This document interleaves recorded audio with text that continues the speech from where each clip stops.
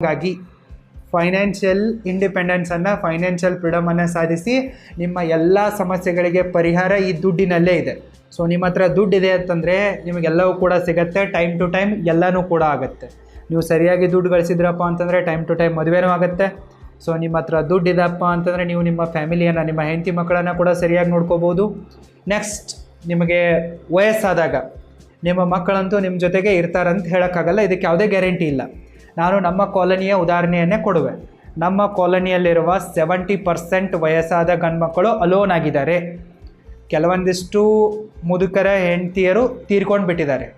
ಇನ್ನು ಕೆಲವೊಂದಿಷ್ಟು ಜನರ ಹೆಂಡತಿಯರು ಆಗಲೇ 10 ವರ್ಷದ ಹಿಂದಲೇ 50-55 ವರ್ಷಕ್ಕೇ ಡೈವರ್ಸ್ ತೊಗೊಂಡು ಹೋಗಿದ್ದಾರೆ. ಇನ್ನು ಕೆಲವೊಂದಿಷ್ಟು ಮುದುಕರ ಹೆಂಡತಿಯರು ತಮ್ಮ ಮಕ್ಕಳೊಂದಿಗಿದ್ದಾರೆ, ಗಂಡ್ಮಕ್ಕಳೊಂದಿಗಾದರೂ ಇದ್ದಾರೆ, ಇಲ್ಲವೇ ಹೆಣ್ಮಕ್ಕಳ ಮನೆಯಲ್ಲೇ ಇರ್ತಾರೆ, ಈ ಮುದುಕನ ಜೊತೆಗಿರಲ್ಲ. ಇನ್ನು ಕೆಲವೊಂದಿಷ್ಟು ವಯಸ್ಸಾದವರ ಮಕ್ಕಳು ಫಾರಿನ್ಗೆ ಹೋಗಿದ್ದಾರೆ.